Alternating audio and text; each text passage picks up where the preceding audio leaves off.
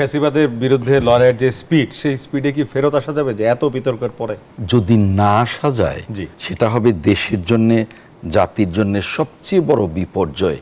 তাহলে ফ্যাসিবাদের বিরুদ্ধে আমাদের যে অভ্যুত্থানের যে বিজয়টা, সেই বিজয়টাই নষ্ট হয়ে যাবে, হাতছাড়া হয়ে যাবে এবং জাতি একটা অন্ধকারের দিকে চলে যাবে। আমরা যারা আজকে পিয়ারের কথা বলে নির্বাচনকে পিছিয়ে দিতে চাই, সংস্কারের কথা বলে নির্বাচনকে পিছিয়ে দিতে চাই, বিচার সম্পন্ন না হলে নির্বাচন নয় এই কথা বলে আমরা নির্বাচনটাকে পিছিয়ে দিতে চাই, তারা আসলে কি করতে চাই? পুরো জাতিকেই পিছিয়ে দিতে চাই। সবাই তো আপনারা গণঅভ্যুত্থানের শক্তি, যারা চাচ্ছেন তারাও গণঅভ্যুত্থানে ছিলেন, সক্রিয় অংশগ্রহণ করেছেন। পিয়ার যারা চাচ্ছেন, সংস্কার যারা চাচ্ছেন, তো এই গণঅভ্যুত্থানের শক্তি তো সবাই। তাহলে এই বিভেদ কিভাবে দূর করবেন? এখন বিপদটা কোথায় জানেন? আমরা সকলেই গণঅভ্যুত্থানের শক্তি। কেউ আমরা গণঅভ্যুত্থানের পরে মনে করেছি যে বাংলাদেশটা এখন মুক্ত হয়েছে, একটা অবাধ এবং নিরপেক্ষ নির্বাচনের মধ্য দিয়ে আমরা গণতন্ত্রে ফিরে যাব এবং গণতন্ত্রে ফিরে গিয়ে জনগণের ক্ষমতায়নের সাথে সাথে আমরা আমাদের সংস্কারগুলো কার্যকর করতে শুরু করব। আবার কোনো দল মনে করছে যে তাদের অবস্থান তো তলানিতে ছিল, গণ অভ্যুত্থানের পরে তারা সরকারের বিভিন্ন জায়গায় তাদের এমনভাবে তাদের লোকগুলোকে তারা সেট করে ফেলেছে, তারা মনে করছে যে মাঠে তো ভোট নেই, বাট আমরা তো এখন ক্ষমতায় আছি, আমরা কেন নির্বাচনে যাব? নির্বাচনে না গেলে দেশটা যে অন্ধকারে চলে যাবে এটা তাদের মাথায় নেই।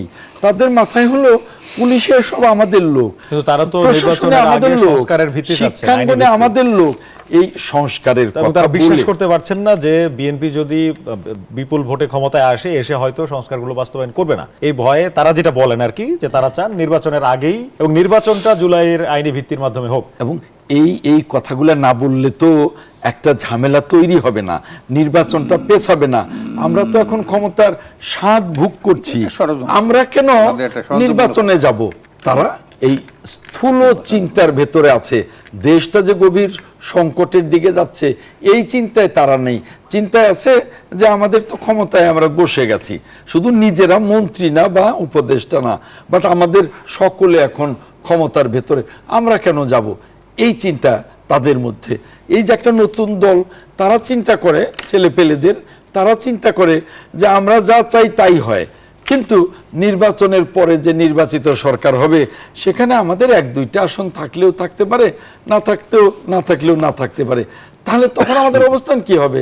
আমাদের কেউ জিজ্ঞেসও করবে না। অতএব নির্বাচন আমাদের দরকার নেই।